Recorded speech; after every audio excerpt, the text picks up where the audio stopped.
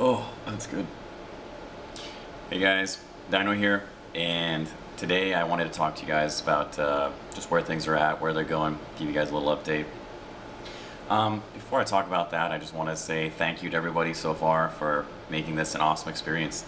Thank you to all my subscribers so far, everybody over at Mr. Picky Pants, you guys are awesome, and Facebook, open lobbies, those have been awesome. You know, a long time ago, actually, Bruce, several years ago, I think, even Bruce talked to me about this stuff, and I sort of put it off, just thinking, I don't know, that just seems difficult, I don't have the time for it, and I was in the middle of school, it wasn't possible. But I'm so happy that I got into it now. It's very, very satisfying, it's very fulfilling. When I was, whatever, I was, what, 3 years old or something like that, whatever, I picked up, like, my first Atari, and it's like these little pixels shooting even smaller pixels at each other, like with those tanks and stuff. And I was just totally captivated by the idea of, I don't know, like I could lose myself in that ridiculous pixelated world, and graphics has obviously come a better way, or ways today, but I can still do the same stuff, and it's so much fun, and it really is my passion. It's not work to me at all. I mean, sometimes editing videos isn't the most fun, but I absolutely love, I love it. One of the things that's interesting is you guys will, seem appreciative that I, try to be an active commentator and things like that on videos, respond to the comments and stuff, and then other commentators don't. And number one, I think that's awful. That's too bad that they don't. But there's two reasons why I do. And the first is, number one, I have a smaller channel, so most of my videos, they're not getting a whole lot of comments. I know some of the more popular commentators are getting thousands and thousands of comments, and to respond to those like I'm responding to mine now is simply not feasible. But the other part is, like, I just love this shit, and it's not work to me to go in there. It's not something I have to convince myself to sit down and have to force myself to respond to you guys and have this discussion about whatever aspect of gaming. Like, I absolutely love this shit, and I bore my friends who I want nothing to do with gaming all the time, because I'm trying to talk to them about things that they could really care less about. So it's always a pleasure to talk to people that actually want to hear about it, and it's not something I have to force myself to do. It's something that I want to do, and I really enjoy it. So yeah, the more comments, the more discussion, the better. Just to recap again, basically I have two reasons for doing this. One, I want to prove to myself that I guess I'm as good or as I remember being, and I want to do that again to a wider audience, and I guess prove that to you guys. And then the other one that's definitely competing with the first one is, like I said, I want to change the face of gaming. I want to change the state of gaming. I want better games. So there was a very market shift in going from skill-based games to more accessible games, and there are different reasons for doing so, but I want some sort of maybe an in-between. I don't know. Figure it out as we go, but anyway, just having that discussion with you guys and getting people to think about things that they hadn't really thought before, didn't know that even existed, I just think is awesome. And a more educated gaming populace is, I don't know, it's helping me out, it's helping you out, but hopefully, just bringing us games in the future. So yeah, some of you guys, like I said, I love those emails. I get some great comments and awesome stuff from suggestions from a variety of you guys. I got one from guy I Heart Cardiology. Was talking about doing sent me a message talking about live sessions. So I have some good news on that. I actually just ordered a new PC. Yay! So that should be here, I don't know, probably sometime early next week. As soon as I can manage to put that together, hopefully no major problems come around. Then I'm really excited because I've messed around with the live streaming stuff, and the live streaming is really cool, almost not solely, but largely due to the live chat features. You can do some really cool stuff with that. So I think one of the things that I want to be looking at in the future, hopefully a couple weeks down the road, is maybe doing some of these talks and then doing them on the live chat feature, and then I can record them, put them on YouTube later. But having you guys interact with me on those chats, and you can ask questions real time, and I can answer them real time. I think that stuff just sounds like a lot of fun, great discussion. A few guys have also recommended involving other commentators around, and that is something I would love to do.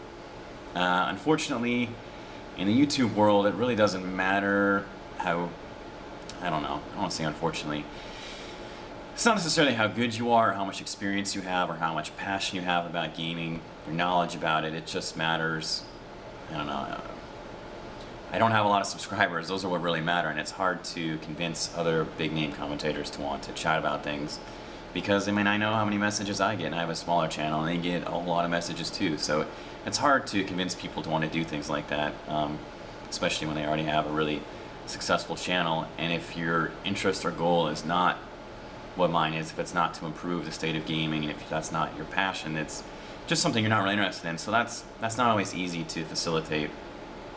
But things I can do are involve you guys and do things like involve Bruce and other old teammates who I highly respect their opinions. I think they're extremely knowledgeable, and maybe even involve some of my friends who are devs for various companies, get them on and do some live chats as well.